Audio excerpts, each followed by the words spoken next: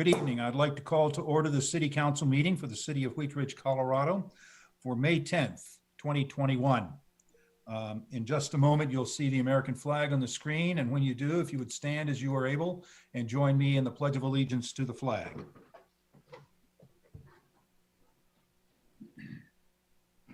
I pledge allegiance to the flag of the United States of America and to the republic for which it stands, one nation under God, indivisible, with liberty and justice for all.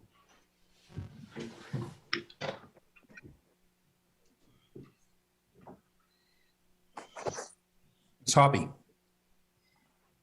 Mr. Mayor, I just wanted to let you know that Councilwoman Dozeman is having problems with her computer. She's still working on getting into the meeting, and Ms. Scheck will keep an eye on her for when that happens. Okay, thank you very much for that notice, and we'll look forward to Ms. Dozeman joining us when she is able. Would the clerk please call the roll of the members? Ms. Hoppy. Present. Ms. Hutchinson. Present. Mr. Urban.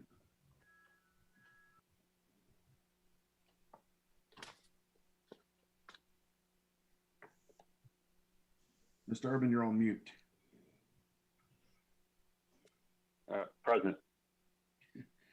Ms. Hulteen. Present. Ms. Weaver. Here. Mr. Stites. Present. And Ms. Nosler Beck. Present. Mr. Mayor, we have a quorum. We will make note as soon as she arrives that Councilmember Dozeman participated. Thank you very much. We have two proclamations this evening that I'm very pleased to recognize. Our first one is for National Police Week, and with us tonight to accept the proclamation is Chief Murtha and Officer Holliday, and I want to thank you for joining us tonight. So this is a proclamation in support of National Police Week and National Peace Officers Memorial Day. Whereas Congress and the President of the United States have designated May 15 as Peace Officers Memorial Day and the week in which it falls as Police Week. And whereas the people of Colorado have shared in the grief of the tragic death of Officer Eric Talley, who gave his life to save others while on duty in Boulder, Colorado on March 20th, 2021. And whereas it is important to recognize and honor the sacrifice made by those who are injured or who die in the line of duty. And whereas the members of the Wheat Ridge City Council and the Wheat Ridge Police Department play an essential role in safeguarding the rights and freedoms of all who work, play, and live in our city. And whereas the past year created unique challenges for our community and increased risks for the men and women of the Wheat Ridge Police Department, as they protected the health and safety of the department as well as the community in the face of the global COVID-19 pandemic. And whereas it is important that everyone know and understand the problems, duties, and responsibilities of our police department, and that our local law enforcement agency recognizes their duty to serve our community by safeguarding life and property, by providing protection against violence and disorder, and by shielding the innocent against deception and the weak against oppression or intimidation.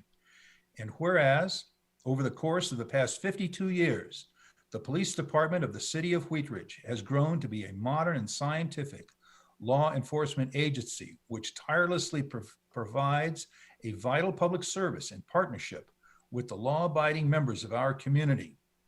Now, therefore, be it resolved that I, Bud Starker, call upon all those living and working in Wheat Ridge and upon all of our community's patriotic, civil, and educational organizations to observe the week of May 9 through 15, 2021 as National Police Week, honoring law enforcement officers, past and present, who by their faithful and loyal devotion to their responsibilities have rendered a dedicated service to our community, and in doing so, have established for themselves an enviable and enduring reputation for preserving the rights and security of all members of the community.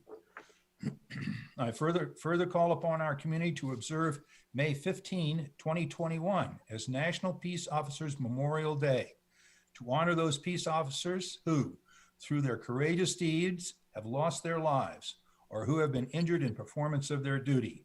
In witness of this 10th day of May, 2021, Bud Starker, Mayor. And I'd like to ask Chief Murtha if he would wanted to say a few words about the National Police Week and this proclamation. Thank you, Mr. Mayor. I wanted to say that the sentiments that you just read and that I think are demonstrative of what we see in the Wheat Ridge Police Department are embodied by the officer I've asked to be here with us tonight, a frontline officer who's been out there and really embodies all the best qualities of who we are in Wheat Ridge. And if you don't mind, instead of listening to my voice droning on, I'd like to save a few seconds for Officer Kayla Holliday to express a few sentiments. Please. Thanks for having me tonight. On behalf of the officers of the Patrol Operations Division, I'm honored to accept this award. It's been a very challenging year for everyone, and yet rewarding to still have, number one, the opportunity to serve our community, but above all, have much of our community's support. Well, thank you very much. We appreciate you at the appreciate the work that you do in our community. It can be a dangerous job, as we all know, and a very trying, and you need to be quick on your feet and nimble in your mind to be able to render the service that you do to our citizens. We appreciate it. We appreciate your work, and we're glad that we can recognize National Police Week and the events that surround that. So thank you very much, Officer Holliday and Chief Murtha, for joining us. Please extend our best thanks to the members, all the members of the department. So thank you. Thank you, sir. Okay, we have another proclamation in support of National Public Works Week, and we have with us to accept the proclamation Greg Knutson, our Public Works Director, and Russ Higgins, who is one of our key employees in the Public Works Department. Welcome and thank you for joining us.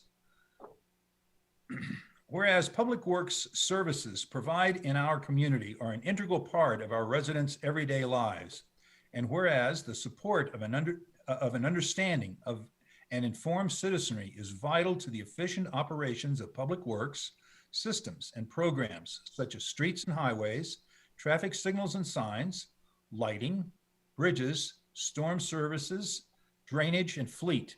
And whereas the health, safety, and quality of life of this community greatly depends on these facilities and services, and whereas the quality and effectiveness of these facilities, as well as their planning, design, construction, and maintenance, are vitally dependent upon the efforts of skill of public works officials.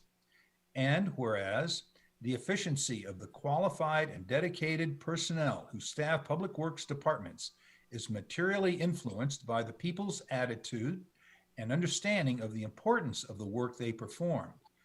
And whereas the City of Wheat Ridge Public Works Department responsibly manages transportation, drainage facilities, and fleet operations in a safe, efficient, innovative, and environmentally responsible manner, utilizing our dedicated, highly skilled employees and partnerships to promote a high quality of life for the city and the public.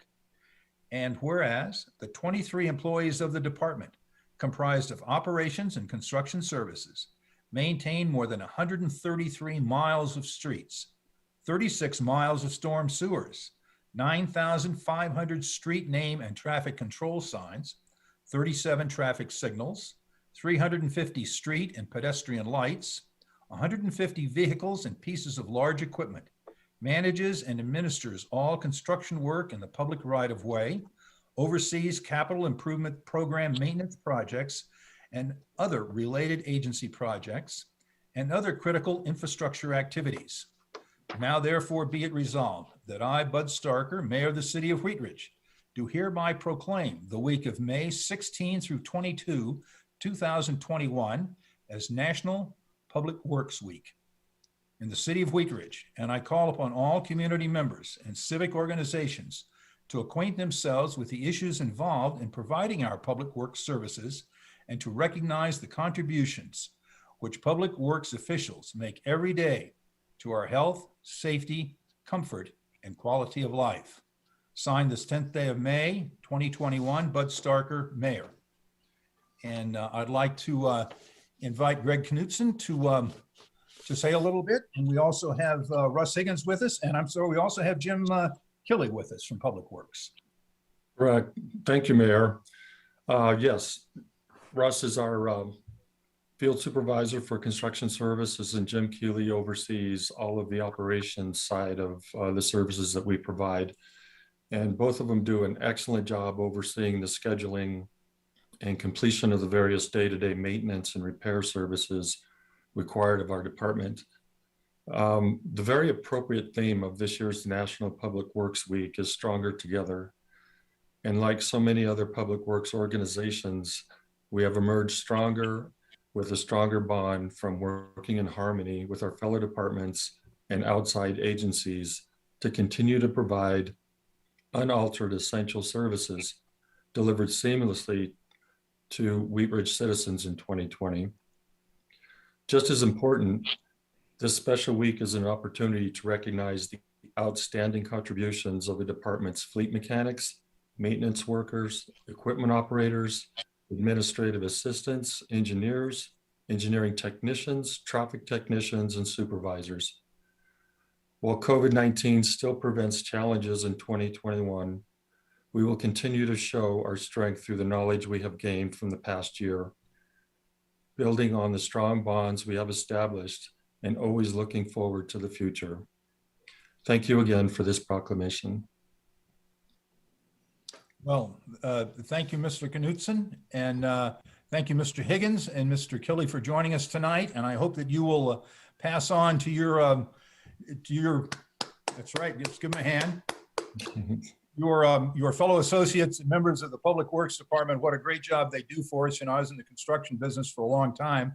And so this is kind of right up my alley. And I know that it takes a lot of skill and dedication to be able to schedule this work and perform it, a quality operation on streets and facilities in the public right of way where you've got traffic moving right next to you. And I will just take a minute to remind all the public who might be listening to be very careful in traffic zones and with workers working close to the public right of way. It can be a very dangerous place to work. We appreciate your efforts to bring us a great quality of life in our public works facilities and do it safely. So please accept our thanks on behalf of the council, and thank you for a job well done. And we look forward to your continuing work because I know we've got a lot of great projects coming up. So thank you very much for being with us tonight. Thank you.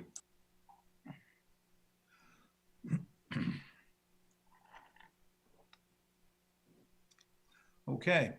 Our next order of business is the approval of the minutes. Council, you have the council meeting minutes of April 26, 2021 in your packet. If there are any changes, they can be noted now. Otherwise, we will let them stay as presented. And I see no objections, so we will let those stay as presented. We are now at approval of the agenda. And I know that I'm going to recognize our attorney in a moment. Are there any other changes to the agenda that the council wishes to make? And seeing none, I'd like to recognize our attorney, Mr. Dahl. Thank you, Mr. Mayor. I'd appreciate the council taking a motion to conduct a very short executive session after the end of tonight's meetings for the purpose of me giving you some legal advice on the Joy Williams Barn historic designation. As council's aware, executive sessions can only take place during a regular or a special meeting.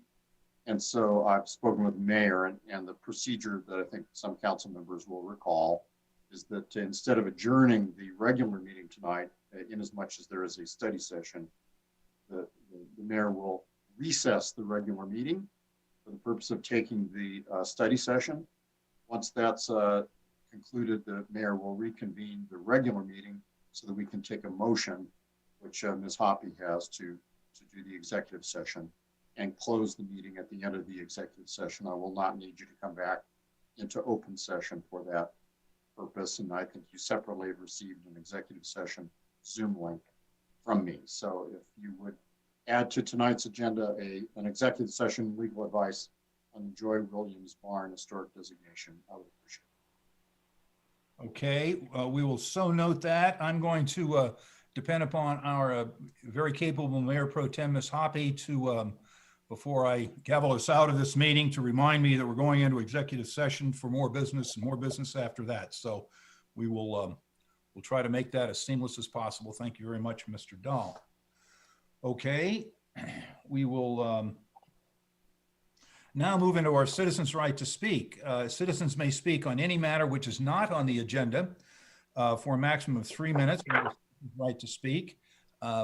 During the virtual format, if you would raise your hand, which is the little icon is located at the bottom of your screen, I believe in the participant icon. What did I do here? I lost my screen. There we go. Then we will bring you into the meeting. You'll have, when you get into, when we recognize. Mr. Mayor, point of privilege. Yes, Mr. Urban. Do we need to take a vote on the amendment to the agenda, or is that noted?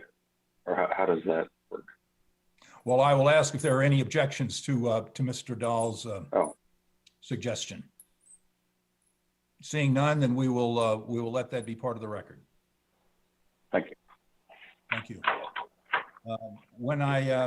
When you come into the meeting to speak at the meeting, if you would please give us your first name and your last name, and please spell your last name and give us your address for the record. You'll have 3 minutes to address the council, and our Mayor Pro Tem will be the timekeeper for your remarks. So is there anyone with their hand raised in the Zoom format? Ms. Scheck? Nope, no hands raised, Mayor. Okay, I'll give it just another few more seconds. If you have a desire to speak, it's citizens' right to speak on any item not on the agenda. Now is your opportunity. Please raise your hand or unmute yourself and ask to be recognized. I'm just going to ask, we did have a hand. Mr. McAllister, I saw your hand up there for a second. Would you like to speak? Yeah, I just want to make sure he said not on the agenda. So is there going to be a section to talk about what is on the agenda? We will all of the regular items except the consent agenda. We will ask for public comment during each individual item. Okay. Okay. Yeah. Sorry about that. No, I don't have anything to say at this moment. Thank you very much. And we will have citizens. We'll have a right to speak on each agenda item. So thank you for asking. Is there anyone else that wishes to speak under citizens' right to speak?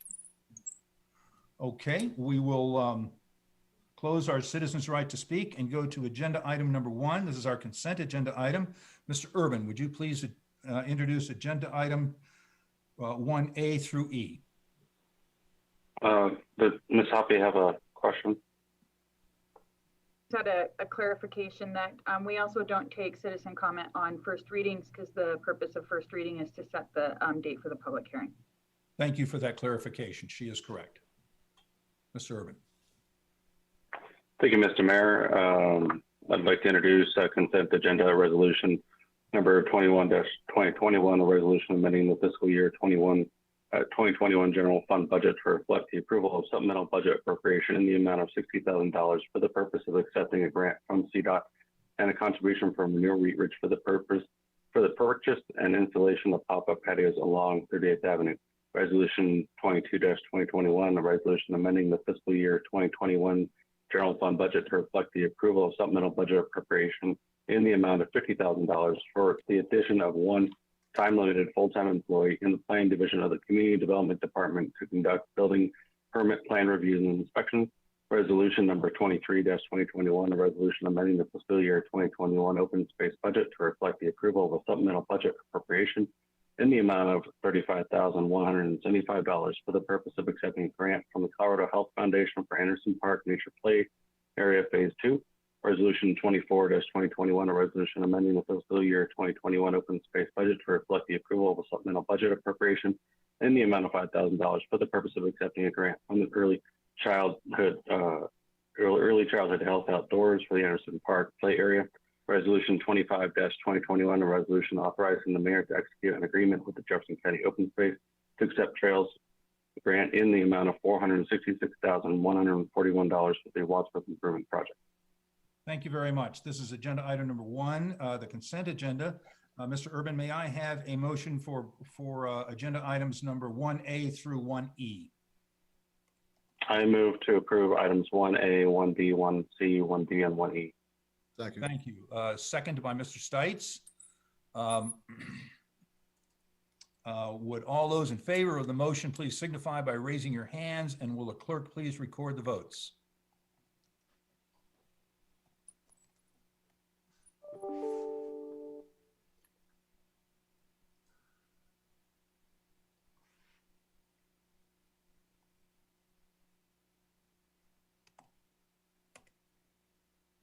Once again, so you can hear it, the motion has passed unanimously, Mr. Mayor. Thank you very much, Clerk Kirkpatrick. We have no hearings and ordinance on second reading, so we will go to our ordinance on first reading. And let me just make a little explanation. The reason we do not take public comment on items on first reading is because first reading is to schedule the time, place, and location, or the time, location, and date for a public hearing, and we will take public testimony during that public hearing, so we do not take it when we schedule first readings. So we will go to agenda item number 2. Mr. Stites, would you please introduce this item? Yes, thank you, Mr. Mayor. Council Bill number 05-2021, an ordinance prohibiting deadly weapons on city property and making other amendments consistent with state weapons laws. At issue, a growing concern exists today with the increase in gun and deadly weapon violence throughout the United States. These acts of violence contribute to increased personal safety concern for visitors and guests at city-owned properties and for employees of the city. City-owned buildings and properties should be considered safe, available, and open. The lack of deadly weapons in those settings contributes to the sense of safety of visitors, guests, elected officials, and employees. Section 16-81 and 17-53 of the Wheat Ridge Code of Laws currently addresses weapons, but does not prohibit the possession of deadly weapons on city-owned property. Thank you. This is an ordinance on first reading to set the time, date, and location for a public hearing. Mr. Stites, may I have a motion on this? Yes, thank you, Mr. Mayor. I move to approve Council Bill number 05-2021, an ordinance prohibiting deadly weapons on the city property and making other amendments consistent with the state weapons laws on first reading, order it published, public hearing set for Monday, May 24th, 2021 at 7 p.m. as a virtual meeting, and that it take effect 15 days after final publication. Do I have a second? Second by Mr. Urban. All those in favor of the motion signify by raising your hand, and will the clerk please record the votes? Mr. Mayor, the motion has passed unanimously. Thank you. We will go to agenda item number 3. Ms. Hutchinson, would you please introduce this item? Thank you, Mr. Mayor. Council Bill number 06-2021, an ordinance reappointing presiding municipal judge Christopher Randall and approving a presiding municipal judge services agreement. To issue, the city's home rule charter provides for appointment of the municipal court judge for a term of 2 years. The current term of presiding judge Christopher Randall expires June 30th, 2021.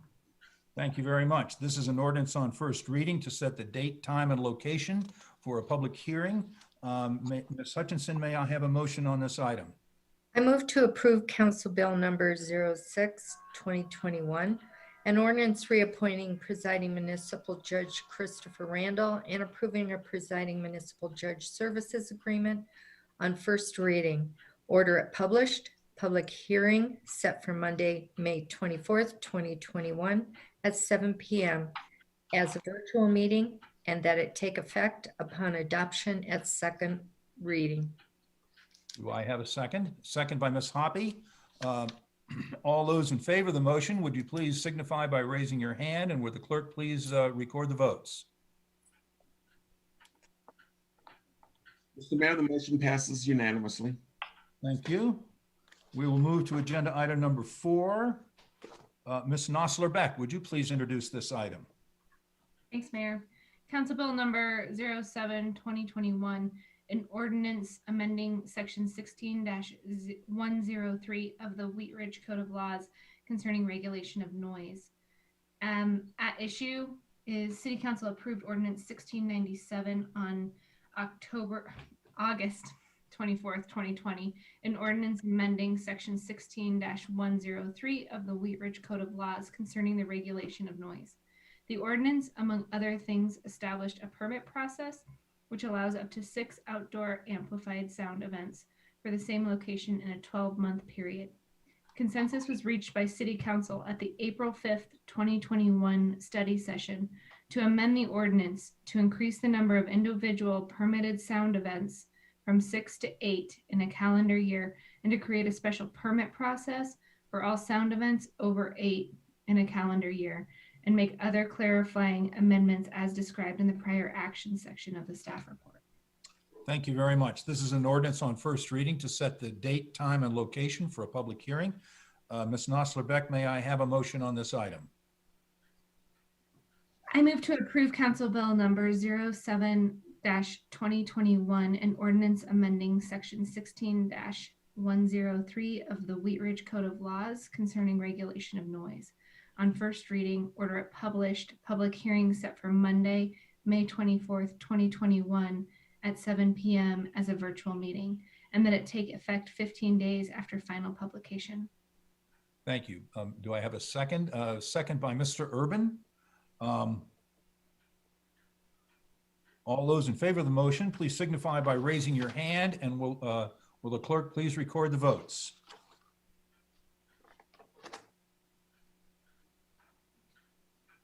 Mr. Mayor, the motion passes unanimously. Thank you very much. We will move to agenda item number 5. Ms. Weaver, would you please introduce this item? Sorry. Thank you, Mr. Mayor. This is a motion to approve appointments of representatives to the 2022 Outside Agency Program Committee. Would you like me to explain the issue? If you would, please.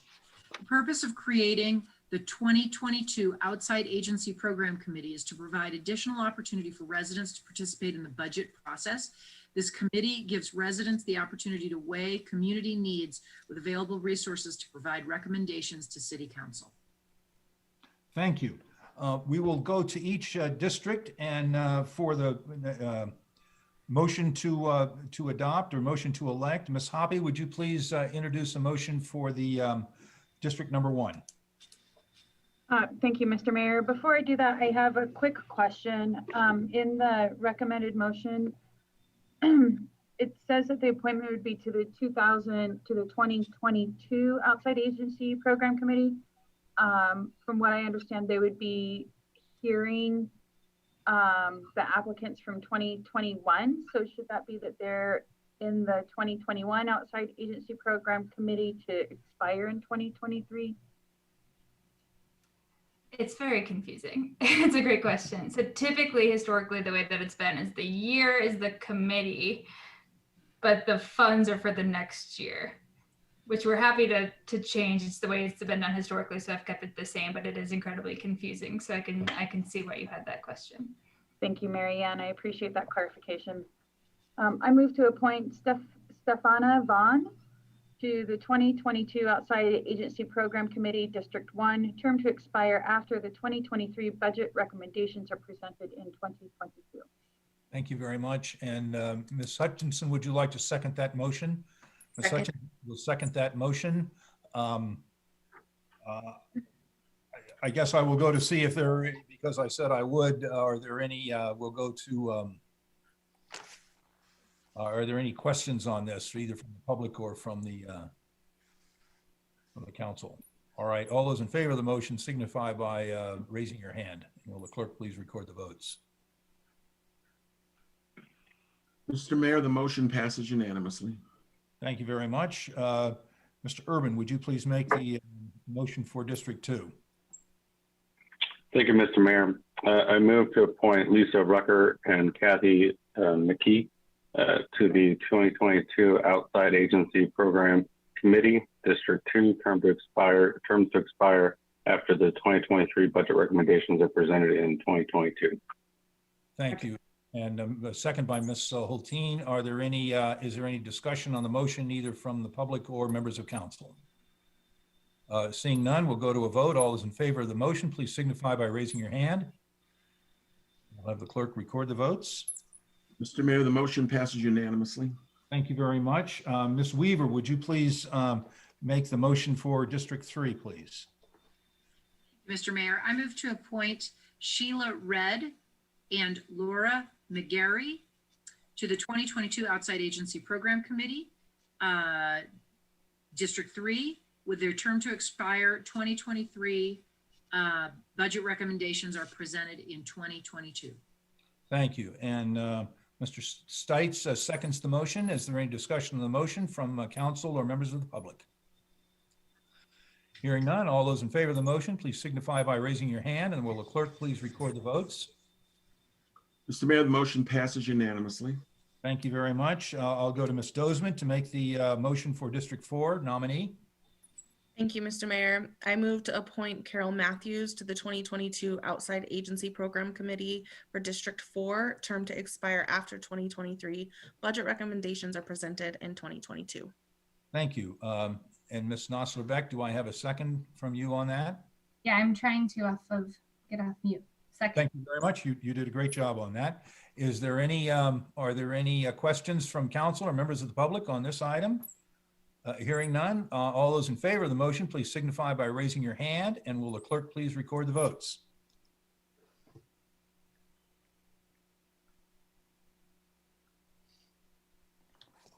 Mr. Mayor, I have 5 votes aye.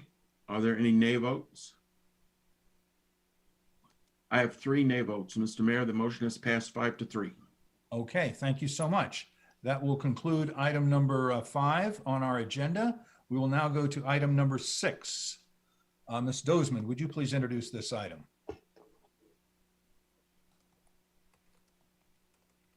Yes, thank you, Mr. Mayor. Resolution number 26-2021, a resolution amending the fiscal year 2021 capital improvement project budget to reflect the approval of a supplemental budget appropriation for the purpose of awarding a contract amendment and subsequent payments to Short Elliott Hendrickson Incorporated, Denver, Colorado, in an amount not to exceed $160,563.36 for professional services to complete the construction plans and specifications for Wheat Ridge Ward Station street improvements. Short Elliott Hendrickson Incorporated was contracted to perform design services for several projects at the Wheat Ridge Ward Station area. Amendments to 4 task orders need to be approved to restart final design of the street and intersection improvements and prepare construction plans and specifications. A budget supplemental request is also required since all 4 task orders were paused in 2020 and were not included in the adopted 2021 budget. Thank you very much. Mr. Goff, do we have a staff presentation on this item? You know, we do. Mr. Westberg is here if you have any questions. It's pretty straightforward. I did brief council on this a few weeks ago, and the funding is coming from actually the city of Arvada. The city of Arvada owed the city of Wheat Ridge money for previous design and right-of-way work that has been done at the Wheat Ridge Ward TOD stations. So we have the funds to do this, and we want to get these projects kicked off again up at the TOD center. So this will help us do that. So I don't know if Mark has anything to add to that. I really don't. We're just here to ask questions and trying to get this all started up so we can start construction at the end of this year or early next year. Okay, thank you very much. Before I go to questions from council, I would like to open this up to members of the public to speak on. If you would like to speak, now is your opportunity to speak on this. If you would raise your hand in the Zoom format or unmute yourself and ask to be recognized, we're happy to bring you into the meeting. Is there anyone, Ms. Scheck, that has their hand up, or Mr. Goff? Nope, Mayor. I'm sorry, this is Ally here. There's no one with their hand up. Okay, I'll give it just another a few seconds here to make sure that people can find the right button to push. It can be hard to find, I know. Challenges me. Okay, thank you very much. Then we will go to council and see if there are any questions from council on this item. Okay, seeing none, Ms. Dozeman, may I have a motion on this? Yes, I move to approve resolution number 26-2021, a resolution amending the fiscal year 2021 capital improvement project budget to reflect the approval of a supplemental budget appropriation for the purpose of awarding a contract amendment and subsequent payments to Short Elliott Hendrickson Incorporated, Denver, Colorado, in an amount not to exceed $160,563.36 for professional services to complete the construction plans and specifications for Wheat Ridge Ward Station street improvements. And do we have a second by Mr. Stites? Is there a discussion on the motion from council? Seeing none, we'll go to a vote. All those in favor of the motion, please signify by raising your hand. Mr. Mayor, the motion has passed unanimously. Thank you very much. That brings us to item number 7 on our agenda. Ms. Hoppy, would you please introduce this item? Thank you, Mr. Mayor. I'd like to introduce resolution number 27-2021, a resolution amending the fiscal year 2021 general fund budget to reflect the approval of a supplemental budget appropriation in the amount of $24,000 for election services. At issue shortly after the 2019 ballot referendum process, Mr. Goff recommended that the city clerk's office engage the services of a consultant to evaluate, improve, and document procedures for both referendum petitions and coordinated elections. Funds are not currently appropriated for this purpose in the 2021 budget. I'd also like to read a little bit from the background. Impetus for the recommended election work in the city clerk's office began during the summer and fall of 2019 when residents circulated a referendum petition to reverse the zoning change approved by council on Upham Street to allow development of a new subdivision. Protests filed following the issuance of the certificate of sufficiency for the petition revealed the need to standardize and document procedures not only for referendum petitions, but also for elections for mayor, city clerk, city treasurer, and city council. Thank you. Mr. Goff, do we have a staff presentation on this item? I think I'll let City Clerk Kirkpatrick speak to this item. Okay, Clerk Kirkpatrick. Thank you very much. This is pretty pro forma because we had planned to do this last year, but as Councilmember Hoppy indicated, we spent that money reviewing a petition that was submitted to undo the zoning change for the Hardy property. Given the pandemic, we delayed it until now, and it was my request that you approve this so that we can engage the professional services that would allow us to get this work done this year. Thank you, Mr. Mayor. Okay, thank you very much. Before I go to questions from council, I would like to go to the public for public comment on this. Members of the public, this is an opportunity to speak on this agenda item number 7. If you would like to speak on this item, please raise your hand in the Zoom format or unmute yourself and ask to be recognized, and we will bring you into the meeting. And Ms. Scheck, do we have anyone with their hands raised? No? Okay. No, Mayor. A few more seconds here to make sure everybody can find the button, and if they wish to speak, they can speak. Okay, I don't see anyone raising their hands or going to speak, so I will open this up, close the public comment portion and open this up to questions from council. Anyone have a question on this from council? Okay, seeing none, Ms. Hoppy, may I have a motion on this item? Thank you, Mr. Mayor. I move to approve a resolution number 27-2021, a resolution amending the fiscal year 2021 general budget to reflect the approval of a supplemental budget appropriation in the amount of $24,000 for election services. And is there a second on this item? Second by Ms. Dozeman. Is there discussion on the motion? Okay, seeing none, we'll go to a vote. All those in favor of the motion, please raise your hand, and will the clerk please record the votes? Mr. Mayor, the motion passes unanimously. Thank you very much. Okay, that looks like the the regular agenda we've gotten through. So I will go to city managers matters. Mr. Goff.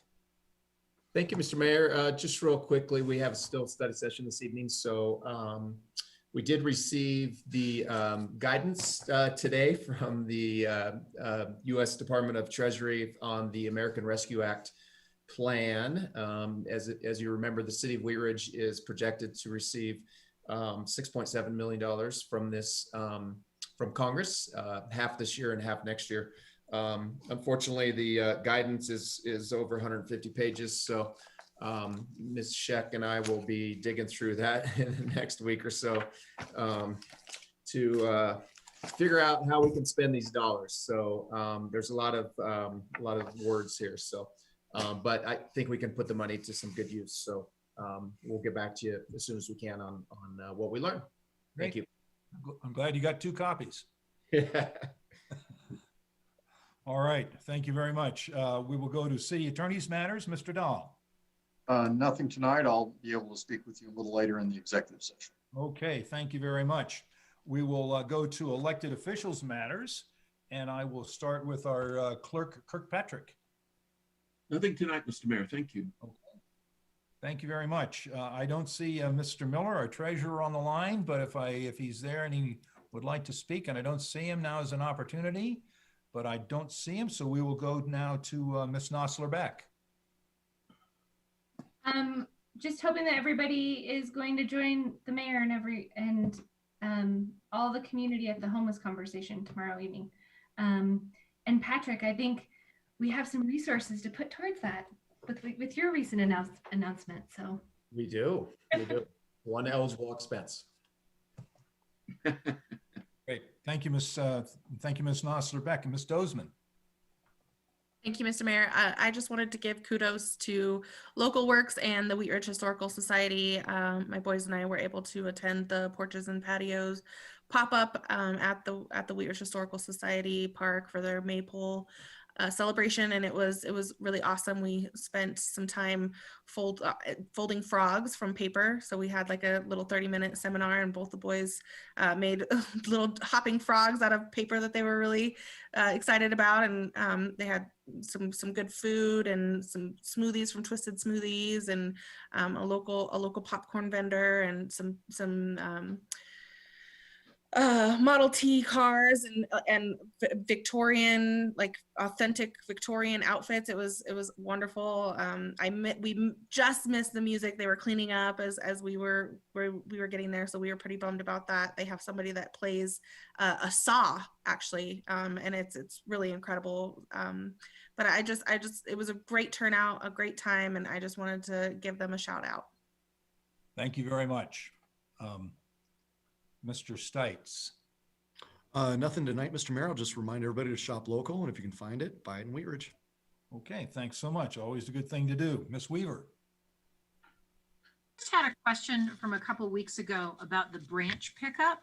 I actually took my branches to Anderson, but there was no place to put them. So I took them back to Prospect Park, and I was just wondering if we could get an update on what the story is, since we may have another opportunity to take branches somewhere tomorrow. Thanks.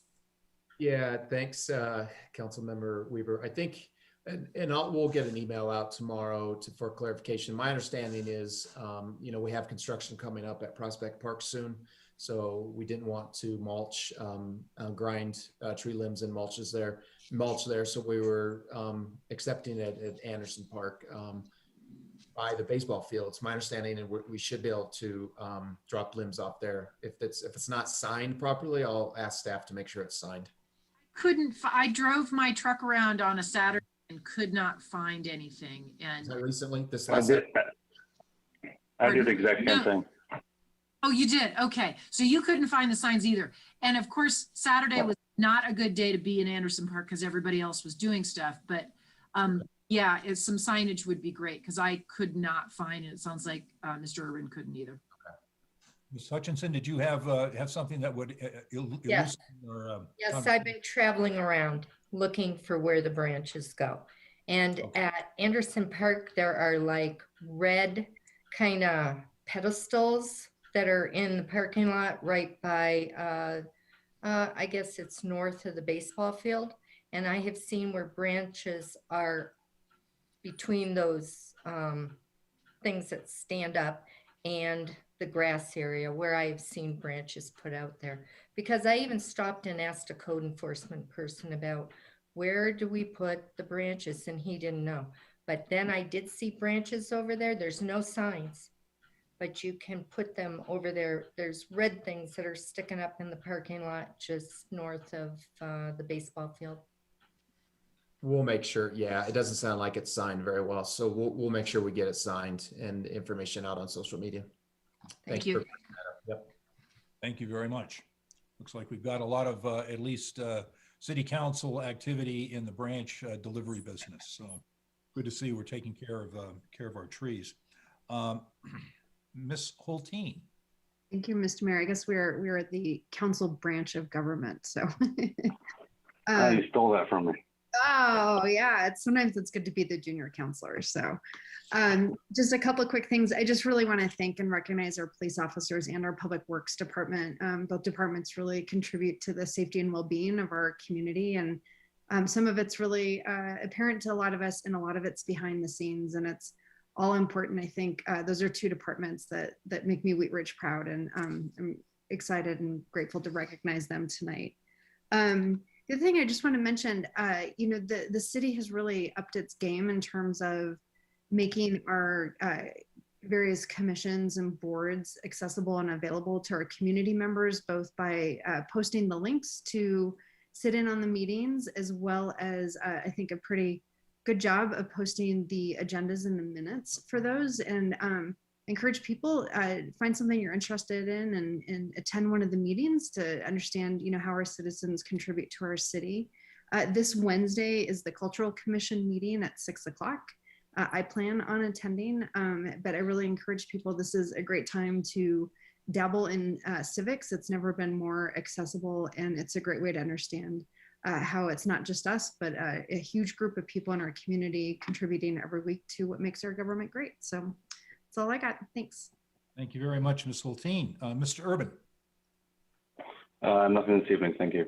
Okay, thank you so much. Ms. Hutchinson. Nothing tonight. Thank you. Thank you very much. Ms. Hoppy. Nothing tonight. Thank you, Mayor. Thank you very much. Chief Murtha, you got a small chance to say a couple of words earlier in the meeting. Is there any closing comments you'd like to have for us tonight? No, just thank you. Well, yes, thank you for your support. Appreciate that. The newer, younger men and women of this department really need it. It's been a tough year, and it's a tough time in law enforcement.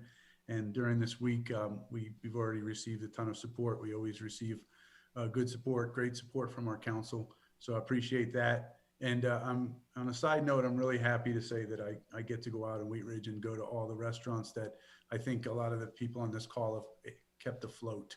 So that's a great thing. And I do appreciate that about Wheat Ridge and the people who work here. So thank you for that. And thank you for the moment, Mr. Mayor. Thank you. And once again, we're happy to recognize our public safety team. They do a great job in our community. So please pass that on. Let's see. I know we've got some other meetings to get to tonight, so I'll be pretty brief. My wife and I were really pleased to visit Porches and Patios, the historical park that Ms. Dozman talked about. Great event out there, and I would have joined in the maypole celebration, but I was actually filming it, so I wasn't able to do both. And I just decided it was better for me to be a photographer. But we had a great tour of the facilities and great enthusiasm. And Ms. Dozman, I'm sorry you missed the band, because they were really good. They, banjos and mandolins and fiddles and I didn't see the saw, but it wouldn't surprise me. But it was a great event for our city. And if you're ever able to go out to the historical park over there on just off of 44th, please do that.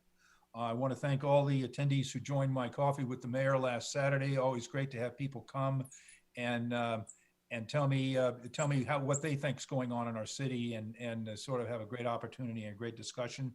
And I really hope that that we will have good attendance at tomorrow night's community meeting on homelessness. It starts at 6:30. We've got some terrific speakers from a wide variety of angles coming at this. This is a community and really a national issue that we're trying to get our hands around. And I think we've got some great things going on in our city and county, and I hope everyone will be able to join that meeting. So let me see. Let me get to my notes so I don't get to the wrong activity. But I think what I'd like to do is to recognize our Mayor Pro Tem, Ms. Hoppy, to read a motion for us. Mr. Mayor, I believe what we need is to put this meeting in recess for the purpose of a study session. After the study session, then we will come back to the business meeting, and then I will read the motion to put us in executive session. Okay, then Mr. Dahl, I just need to announce a recess. Yes, just say that the regular meeting will be in recess while the council conducts the study session. Okay, the regular meeting will be and now stand in recess until the council finishes its study session. And now you can certainly call the study session to order and just go through that agenda for the study session. Okay, I would like to call to order our study session agenda. We have it's called to order a special study session agenda for the City Council for the City of Wheat Ridge. We have two agenda items on this. The first item is the Lutheran Legacy Campus Master Plan Update. And number two is the strategic priority, streamlining permitting and licensing. And because we did not take public comment earlier in the meeting, I will ask if there is any public comment on either one of these items. And if you would like to comment on either one of these, please raise your hand in the Zoom format or unmute yourself and we will bring you into the meeting. I'll give it just a moment for anyone to respond to this. Okay, seeing none, we will close the public comment on this item and go to item number one is the Lutheran Legacy Campus Master Plan Update. Mr. Goff. Thank you, Mr. Mayor. We have Lauren Mikulak and Stephanie Stevens here this evening from our Community Development Department. Stephanie is our project manager on this case. You've all mentioned several times you attended the master plan open house event a week or so ago on a hot Saturday day. And that was kind of the kickoff to our master planning process. And Stephanie is here and Lauren tonight to give you an update on kind of what's coming up, and not looking for any direction this evening, but more of an update. Looks like we have our consultant team with us also tonight. But Lauren, did you want to start off or straight to Stephanie? Yeah, just minimally for those of you who got to see us outside of the Zoom box. And for those of you who saw Stephanie, you know, she's expecting a baby soon. So Stephanie and I are sharing this project. It will continue when she takes off with a little one. You'll see more of Stephanie for the next couple months, and she's taking lead tonight, and then more of me a little bit later this summer. So I'll let Stephanie kick us off and then introduce our consultant team. Thanks. Yeah, thanks. It's a surprise to everyone since, you know, we only see face up right now. But yeah, I'm Stephanie. I'm a planner in community development, taking the role for the time being as city project manager for the Lutheran Legacy Campus Master Plan. And with us tonight is our consultants, Jay Rankins and Mark De La Torre. Not that I talk to him very often or anything, but they're with MIG Inc. And Mark is leading us kind of on the consultant project manager side of things. And I'll turn it over to them just quickly to introduce themselves before I present. Great. Thank you, Stephanie. Jay Rankins with MIG, principal with the firm, director of Denver area operations, and director of firm-wide planning and design services. I'm Mark De La Torre. I'm a senior project manager in planning and design services, firm-wide director of visualization, and a very proud Wheat Ridge resident. So happy to be here tonight. Welcome. Sorry, mute button problems. Okay, here we go. So I will go ahead and share my screen now.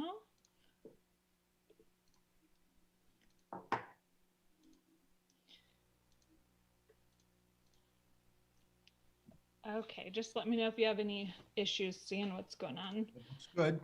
All right. So the Lutheran Legacy Campus Master Plan, this is a joint effort between the City of Wheat Ridge and SCL Health, as well as our MIG team. And MIG also has sub-consultants on board to help with the technical analysis portion. So that's EPS, Fair and Peers, and the ABO group. So they'll be helping with the traffic analysis, utilities, and that kind of thing. And just what we'll be going over tonight, just a little bit of background, but we know you've seen a lot of that, so we'll keep that short. Where we're at in the process and outreach, our current phase and next steps. And in terms of background, so SCL Health came to us back in October or November-ish with questions about potential change on the campus. That's when it came to our attention that we have no guiding documents in place that contemplate basically anything other than a hospital. So after that, we came to council for the study session in November about the need for the master plan. So by January, council had awarded the contract to MIG to help us with the planning process portion. And we kicked off the process, which is anticipated to last about 8 months. So going over context just briefly, we'll keep it short, but the background information is in your packet. So we're looking at 8300 West 38th Avenue, between 38th and 32nd, as well as Allison and Dudley. And while not obvious on the surface, the site has evolved quite a bit over time. The hospital tower came into play a little bit later. Additions to the hospital itself, the medical office buildings, hospice care. So it's changed, but it's just been over a period of time. And our hope with this process is to continue the evolution, but retain parts of the campus, the culture, and the feel. So SCL now owns and operates the 26-acre parcel at Clear Creek Crossing. We don't know exactly what that means for this existing campus, but we do know that the idea is to move the hospital services to the new campus. Nothing has been approved yet, but we do have a land use application in for review on that.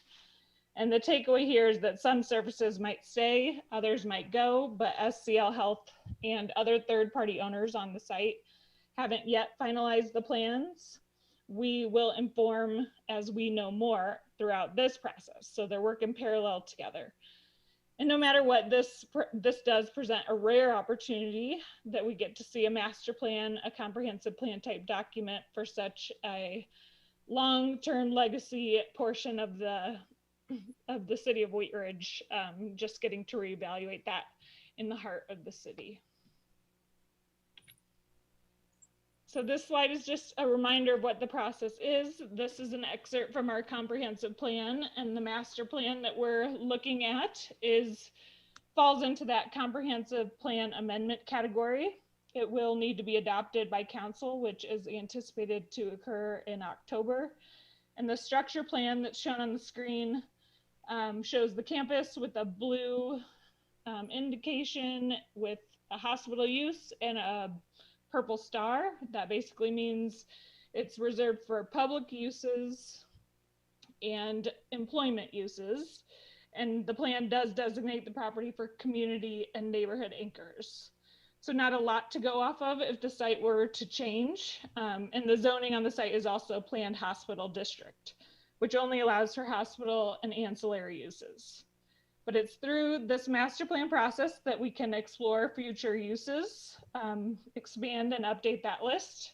And keep in mind that this is a long-term plan. It could span over 20 years. It's intended to be visionary and guide future entitlements. So this is not an evaluation of zoning or site development. Those will come later and will be subject to future public processes.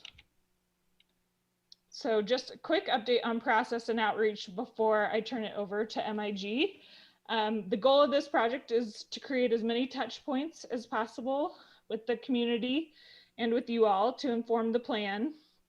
The public input process includes many ways to be involved, including our online engagement through What's Up Wheat Ridge, We'll also have 4 stakeholder committee meetings. The stakeholder committee group was formed early on in the process based on your recommended selections, so thank you for that, as well as selections from SCL Health.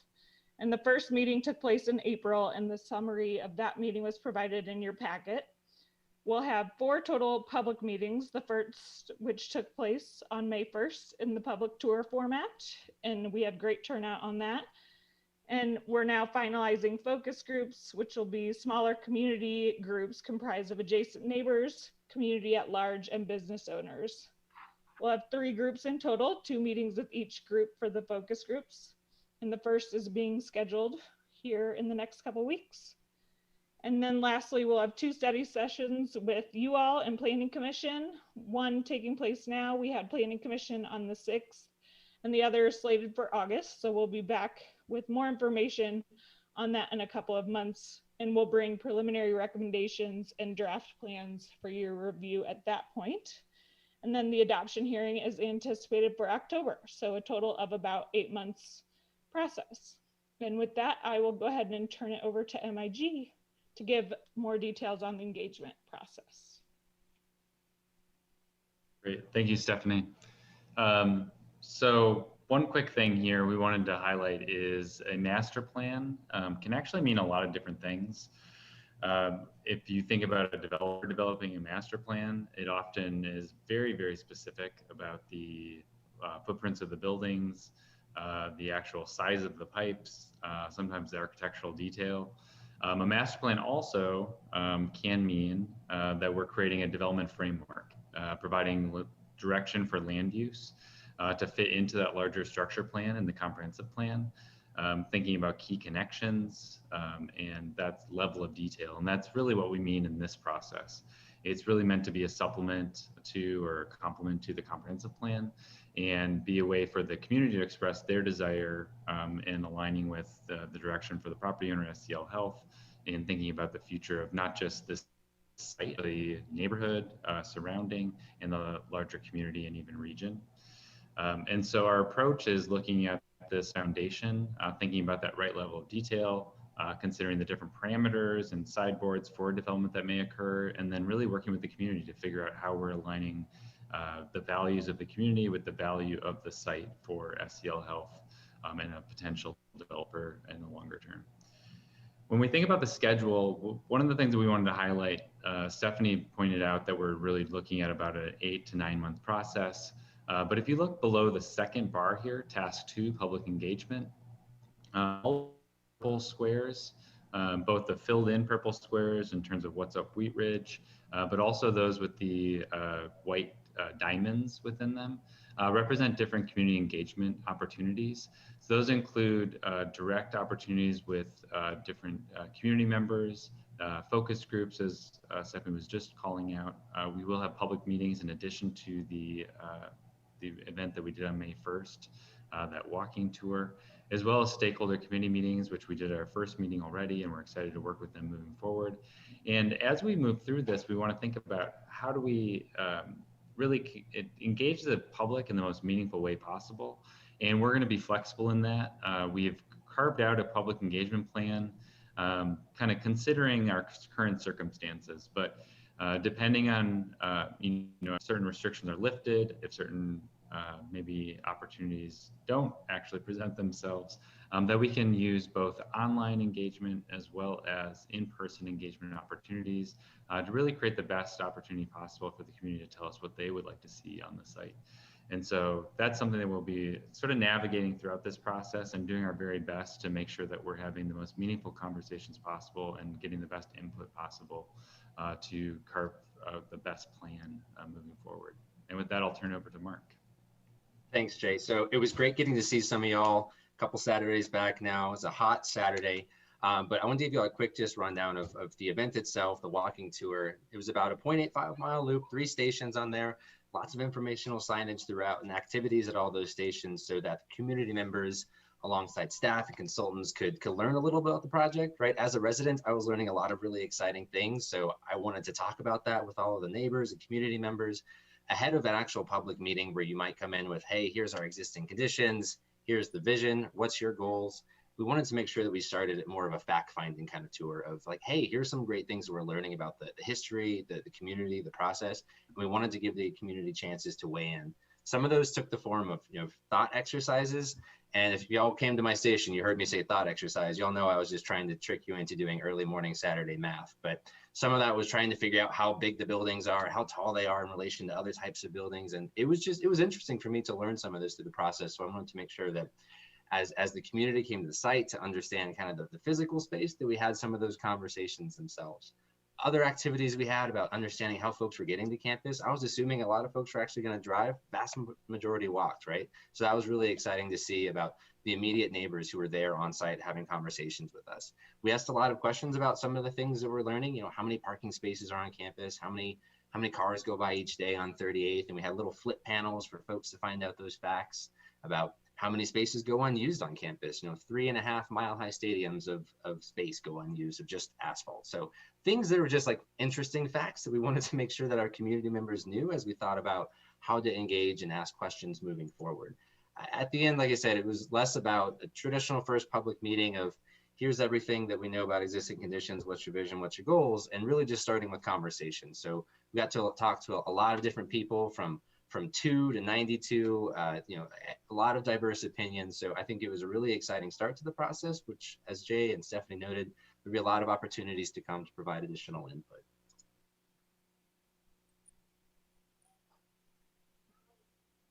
Great. Thanks, Mark.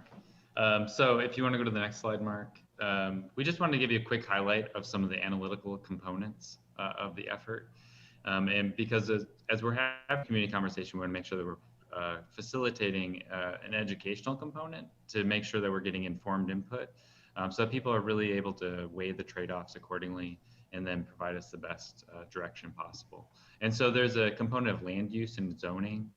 There's a element of updating the structure plan for the comprehensive plan effort.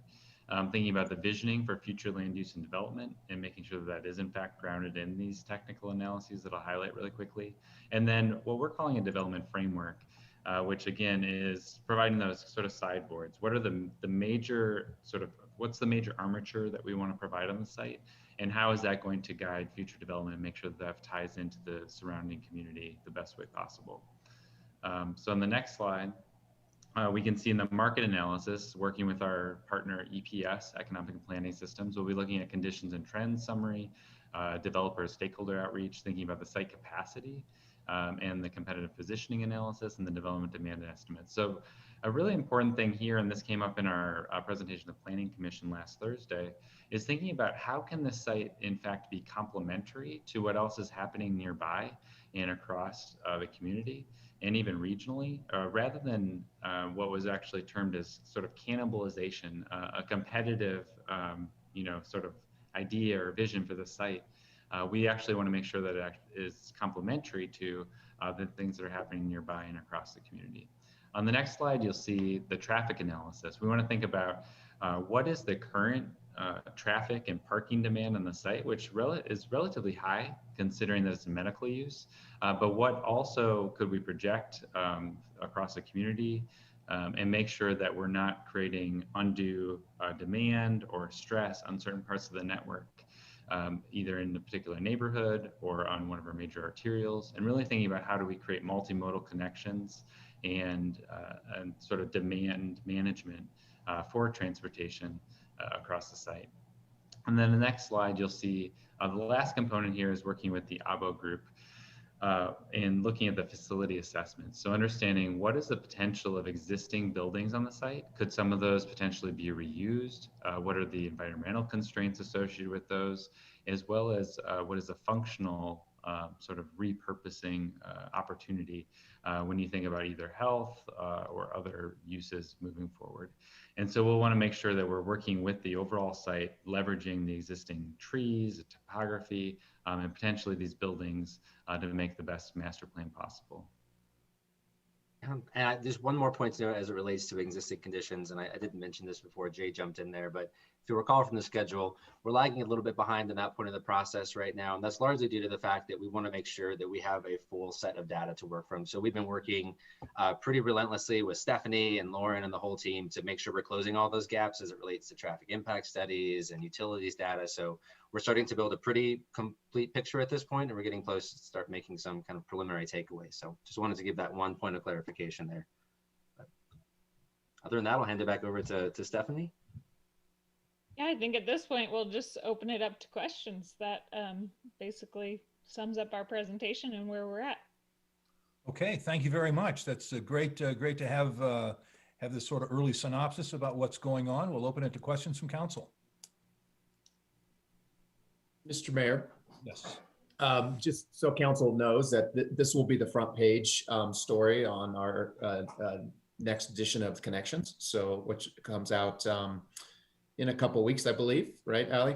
So yeah, exactly. Yeah, a couple of weeks. So that, remember, that goes to every address in the city, business and residential. So that'll be one way we'll get this information out as much as we can. In processes like this, unfortunately, we always hear from a few folks that say they didn't know anything about it. So we're gonna do everything. Even the people that showed up at the open house, they said they didn't know anything about it, but they were there. But we're gonna do our darndest to make sure that we get out, make sure that everybody in this community knows about this. It's an 8-month process, so there's going to be many opportunities for connections with our community, as they said. So, and the Connections article will be one of the first major publications that speaks to this project. Terrific. Well, I want to kick off the questioning with a term that I was not familiar with, and that is the adopted structure plan. And can someone explain what that is? Sure. So that's part of the comprehensive plan's land use designation. So that's a primary purpose of the comprehensive plan, is to help guide the zoning. So then if someone comes in and wants commercial where the comp plan calls for residential, or in this case, if you wanted commercial, it's dedicated in the comp plan or reserved in the comp plan for public uses and employment uses only. Okay, so that really changes sort of the structures that might be placed on the property. Yes, use-wise. Types of uses. Yeah. Yeah, we don't have a parcel-based sort of future land use map, which is what you see some communities have. And in fact, I bet this may be the first time council's seen the entire structure map zoomed out. You often see one tiny little excerpt when we bring a zone change to you. We've just sort of cropped the rest of the image, but that's what that cropped image comes from, is the structure map. Okay, thank you. Additional questions from council? Ms. Hulteen. Thank you, Mr. Mayor. Less a question and more just a compliment. It's neat to see so much community engagement, both structurally at different points in the process, but also across different aspects of our community. I think I went to the first one and I love the educational component while also soliciting input from our community on these higher level pieces of what this process looks like.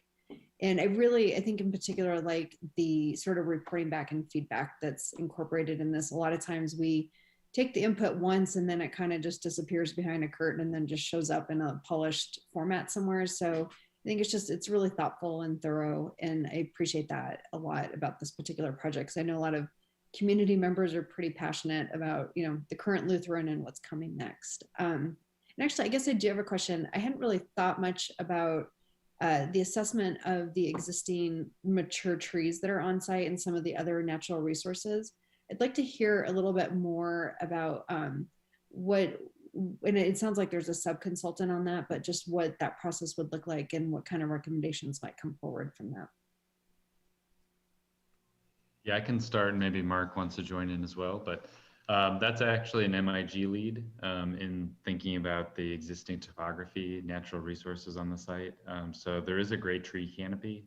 There's the ditch and sort of natural area in the middle of the site, which interestingly enough, there were, and I mentioned this for anyone who was sitting on Thursday, I apologize for the repeat, but some folks on the tour who are really excited to actually learn about the natural resources on the site and how beautiful, certain aspects were. And other people, they check them out every Saturday It's part of their kind of daily routine. But it's really important to us to kind of work with the natural topography. For those who haven't been on the site recently or maybe ever, but check it out. There's actually pretty dramatic topography across the site. It's something that I think makes it really unique. And so we want to make sure that the future development and the parameters that we're creating work with that, help to preserve that, and leverage those existing resources, because that's something you can't create honestly, like in the short term in a development. So the more we can work that in, the better, because it's going to give it a natural patina. It'll help it kind of work into the community as a whole, and be a resource for residents moving forward. Yeah, I think maybe to build off of that, Councilmember Olteen, from the tree standpoint, I think working with city departments, forestry, and then from the built form side of it, that's the ABO group, and that's really engaging the facilities department, both for the SCL Lutheran's operations, as well as the MOBs, which operate separately under the same campus. So Ron Abo has been in the thick of it on facilities tours and is building a qualitative matrix as a first pass at that, and then we'll be working to refine that moving forward. Wonderful. Well, I'm really encouraged to hear that there's a focus on preserving some of the trees on that campus, because they are big heritage trees, and I believe they're housing my favorite great horned owls right now. So I want to make sure they come back every year. So thanks for the good work, you guys. Thank you. Additional questions or comments from council? Ms. Hutchinson. Thank you, Mr. Mayor. I do like the idea of reuse of some of the buildings. I believe it's, I've been reading about Loretta Heights, where that's an old school, long time, and that is a consideration that they are doing there. And I think the architecture of the present hospital is wonderful. I haven't heard anything though tonight about the historic part of the buildings, the chapel and the Blue House. So any information about that? I know that they were circled on the tour as being historic, but I didn't hear anything about that tonight. So do you have any information? Sure, I can jump in there, Councilmember Hutchinson and Stephanie, Lauren, if you want to follow up. So I did zip through it pretty quickly there in the presentation. That was one of the many kind of did you know slides. Both the Blue House, 1905, I want to say, and the chapel in the early 30s, certainly cultural and community assets with great, I think emotional historic value. They are not currently registered. They're privately owned by SCL. So as part of this process, that's something that we'd certainly look to the community to, as Jay pointed out, to understand those trade-offs about the importance of preservation of assets, both historic and cultural on site, to make sure that SCL understands the importance from the community's perspective. So we did have a number of information boards, and they'll be on the website as well as we start to launch the virtual tour for those who are not able to attend on May 1st. But I definitely part of the process as we look to identifying potential for reuse and things of that nature.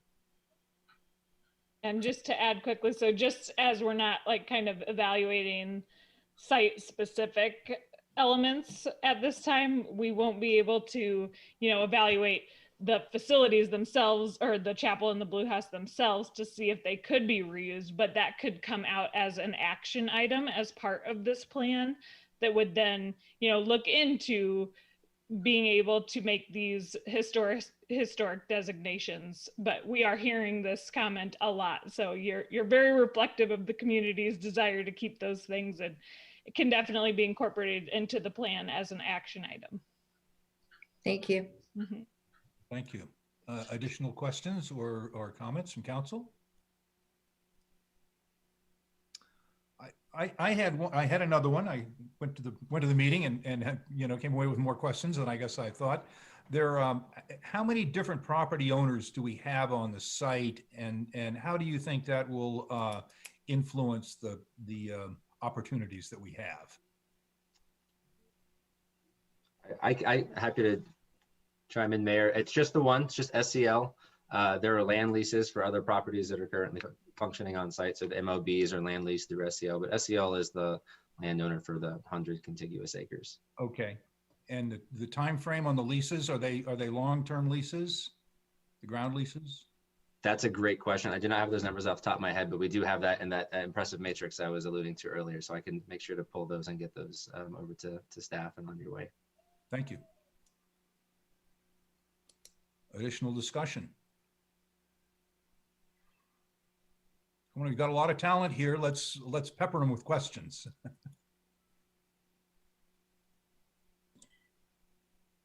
In the meantime, I'll fill the airspace. You'll continue to get some emails from us as we proceed through our next rounds of public involvement so that we can rely on each other to help get the word out. We continue to push people towards the What's Up Wheat Ridge page where people can subscribe and register to get updated themselves, or to the Mayor's Matters where we'll keep putting in a little monthly update. So with a citywide project, we're not doing direct mail besides things like the connection. So we really appreciate everyone's help in getting as many voices involved as possible. How was our turnout for the May 1st event? Counting my sign-in sheet, we had at least 60 people there. So pretty good turnout. Very good. Of those who signed in, mind you. Right. Right. It felt like more. It's hard to get everybody to sign a piece of paper sometimes. All right. Anything else that we've got for our consultants or our team working on the Legacy Campus? Great, going to be a great project. I'm just really excited that this is a great opportunity in the city. All right. Well, I don't hear any more questions. So going once, going twice. Anything else anyone wants to pipe up on this project at this time? I know we're looking forward to having more more outreach to the public. I know that the discussion that I heard around the tents that I was listening to from the public is maybe I didn't know about this. I hope they publicize this widely. So I think that it looks like you all are really well tuned into that paradigm, and I think that those are that would be great if we can really make this a robust outreach, and it looks like we've got it designed to do that. So thank you for that. Okay. Thank you for having us, Mayor and Council. We'll be back in a couple months. Thank you so much. Okay. Well, thanks for coming tonight. We appreciate it. We will send you on your way. Bye. Okay. Well, let's see. What else do we have on our? That was agenda item number 1. We will go to agenda item number 2, our strategic priority, streamlining permitting and licensing. Mr. Goff. Thank you, Mr. Mayor. We are back in front of you again this evening with one more of your strategic priorities that came out of your retreat back in February. And Ali Sheck is the team lead on this with bunch of team members though on this strategic priority. So she is here to, again, as we did in the last couple meetings, give you a summary of what we thought we heard from City Council at the retreat and get some consensus if we are moving in the right direction. So I'll turn it over to Ali. Thank you, Mr. Goff. Good evening, Mayor and Council. Allison Sheck, Administrative Services Director. Mayor, I owe you an apology. My Zoom kind of froze up a couple times when I think you were waiting for me to unmute the public. There wasn't any, but I was frozen. So my apologies for that. That's okay. But it's great to see you this evening. Again, excited to be back to talk about another of your priorities as determined at your strategic planning retreat back on February 20th, 2021.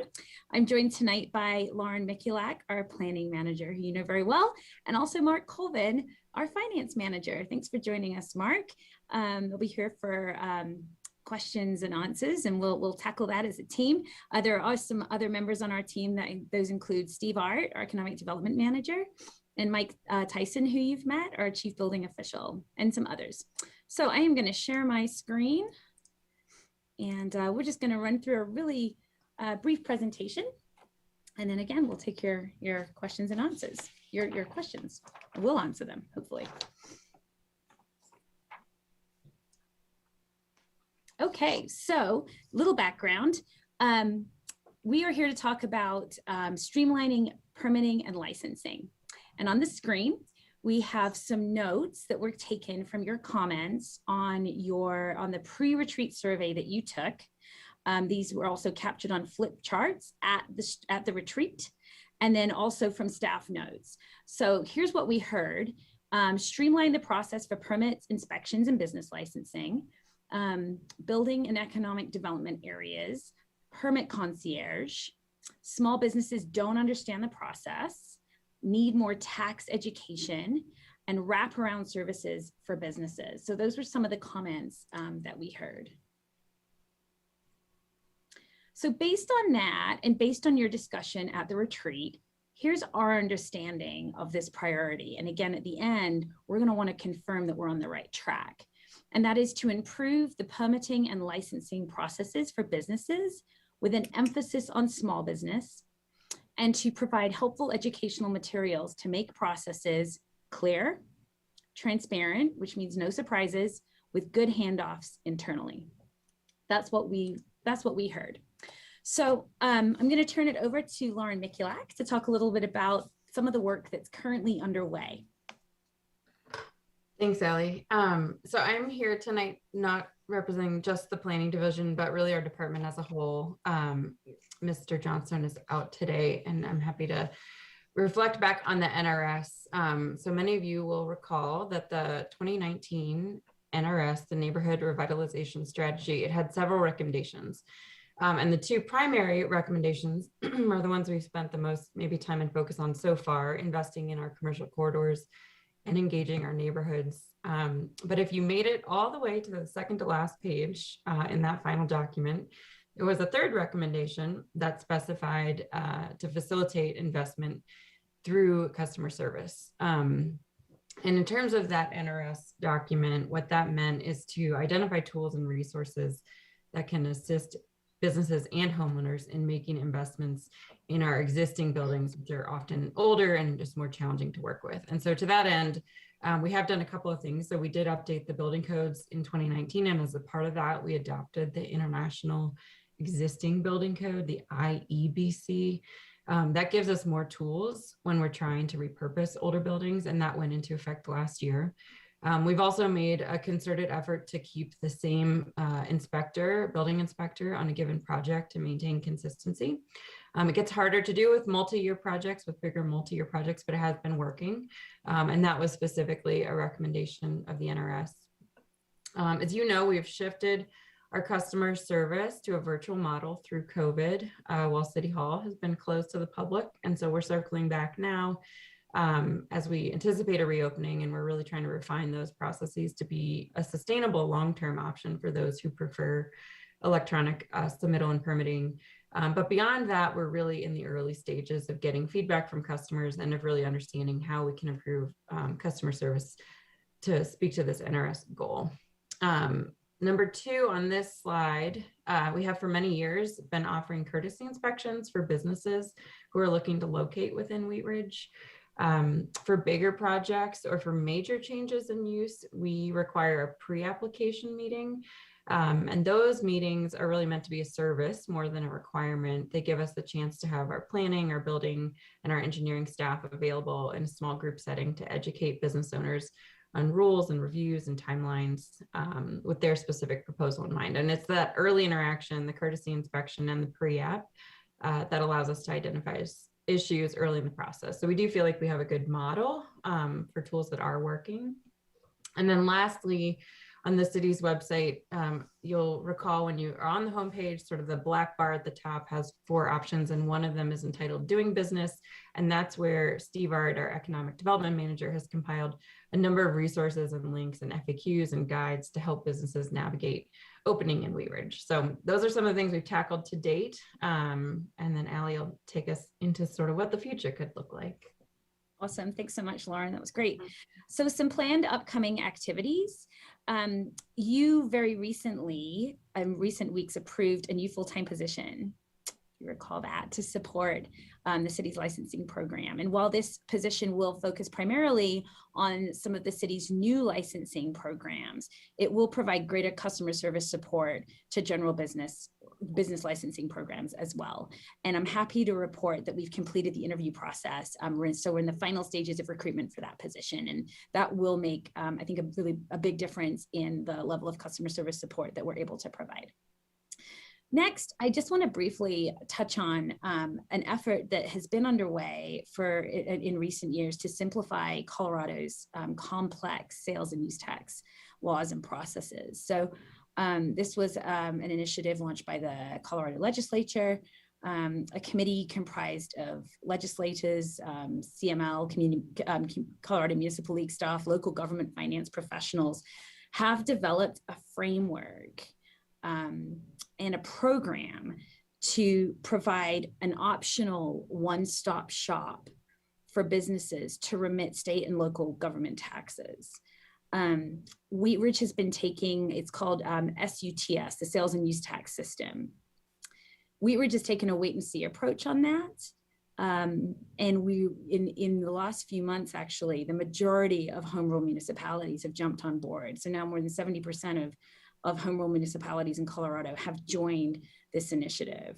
So Finance Manager Mark Colvin has been working on this, and our recommendation is that we actually do the same. We follow suit and join this program. The city will still retain its ability to collect our own tax, just like we do. It's an optional program for businesses to sort of simplify their processes. So we won't go into lots of detail on that tonight, but what we would like to do is bring it back to a study session in the coming months for you to learn. We can go through sort of what it will entail, including a Chapter 22 update. That's our tax code to align with the state's model code, which in and of itself will help sort of simplify this.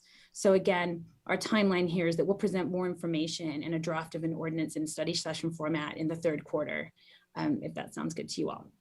So that's that. And then the final sort of planned upcoming activity and an essential step to realizing this priority is to conduct an analysis and process improvement effort around our enterprise resource planning program, or our ERP. And I realize this is not what you had in mind when you talked about this priority, but let me explain.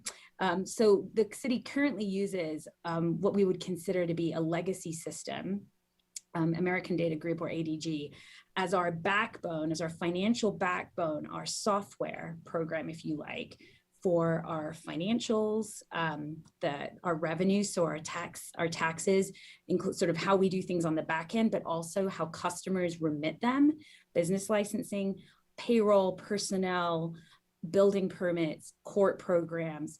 All of this is sort of this big program.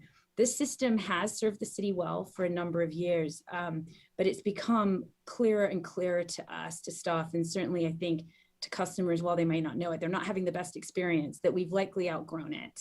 And we need something a bit more sophisticated to meet our needs. So the first step in all of this is to hire someone to help us really improve our current processes, so improve our workflows, and then determine exactly what the city really does need. This was a budgeted and planned activity in 2020. In fact, we had conducted the first part of the solicitation process, and we put it on hold when the pandemic hit for two reasons. One, we put all what we considered to be discretionary spending on hold, as you recall. And two, frankly, staff did not have the capacity. As you know, the workload associated with the pandemic skyrocketed for us. And so this was something that just sort of had to go on the back burner. We did not budget it in 21. Again, we budgeted, as you know, very conservatively.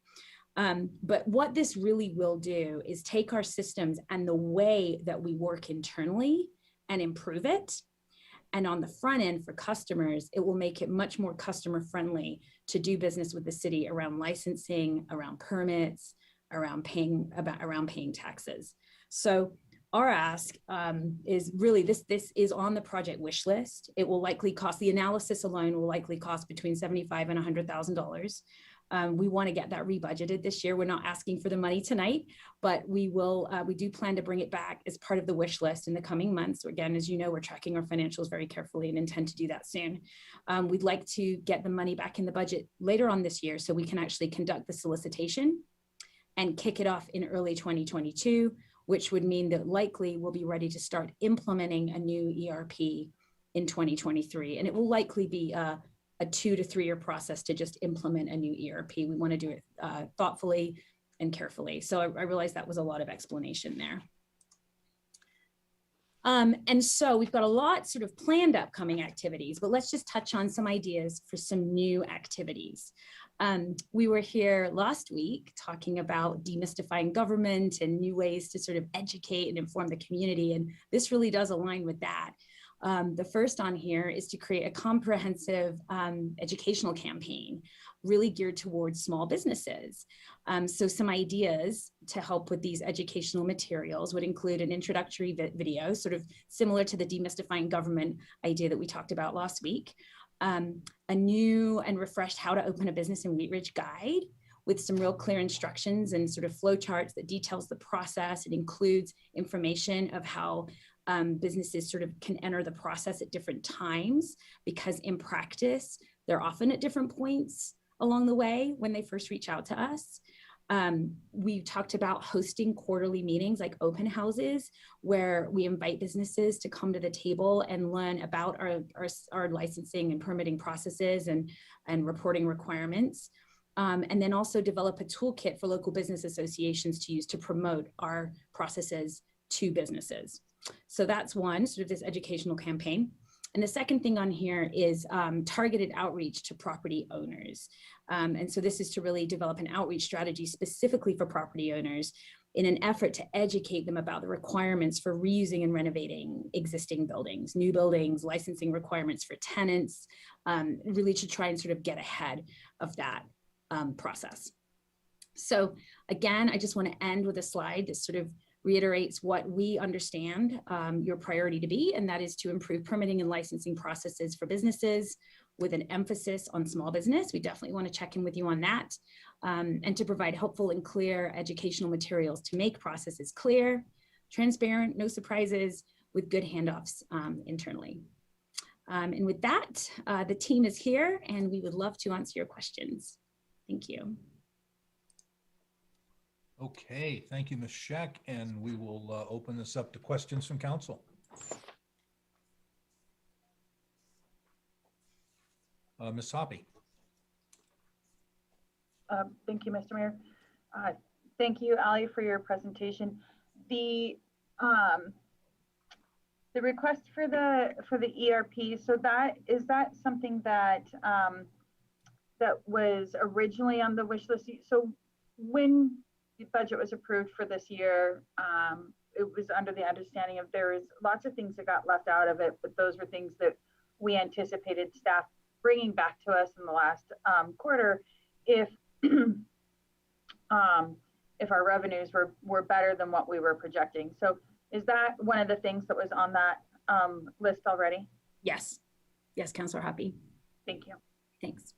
The assessment, not the actual software, right? Yes, sorry, the analysis, yeah. Analysis. Yeah. Thank you, Ms. Hulteen. Thank you, Mr. Mayor. With us, the ideas around the new activities, the comprehensive educational campaign for small businesses, I think is fantastic. And I think a lot of our businesses will really appreciate that sort of proactive opportunity to better understand how they interact with the city. Are you guys looking at partnering with any of our community partners on that, like Local Works or the Business District, in terms of helping us reach businesses and just be more visible in the community? Yeah, absolutely. Thank you, Councilor Hulteen. Part of that is a toolkit that's really easy for them to use as well, to actually share and promote. So, materials themselves, helpful links, business cards, something that is, I think we haven't kind of gotten to the nitty gritty yet, but something that, is just really easy for them to help share. Absolutely. Great. And then I have a second question. can you provide just a little bit more detail about what the targeted outreach to property owners would entail? I wasn't 100% clear what the intent would be behind that and who you see receiving it. Yeah, Lauren, could I ask you to chime in here? If you recall, this was something that came up very specifically from our team meeting from the Community Development Department as an idea to try and get ahead of, well, Lauren, I'll let you explain. Yeah, one of the recommendations in the NRS on this topic was just to seek more feedback. So what we might have been referencing is an idea we've tossed around of, are we doing surveys? Are we reaching out to people at the conclusion of a permitting process? How are we reaching out to the people who have been or are now or could be our customers? So some people come to business licensing first, some people come to permitting first, but trying to figure out a more systematic way to identify, target, and sort of close the feedback loop as we assess these different processes that folks have to go through. Yeah. And I think part of it too, Councilor Hulteen, is just that, you know, there are some older buildings in our community that, you know, we want to sort of get to property managers or property owners before they lease them, so that everyone's sort of clear about what can be done and what it will take. So that, again, there perhaps aren't any surprises there either between tenants and their owners. Right. Yeah.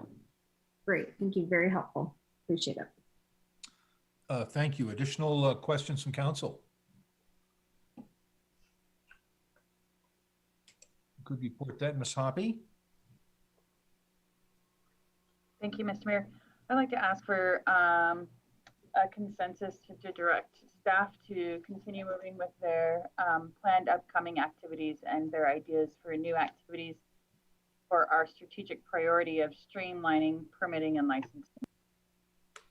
Okay, all those, if you are in favor of that, raise your hand, and it looks like that we have consensus on that. Very good, thank you. Thank you, Mayor. Thank you, Council. Are there any other questions on this item that you need answered at this time, or are we ready to roll forward? I think that's it. Yeah. Thank you so much. We appreciate your input.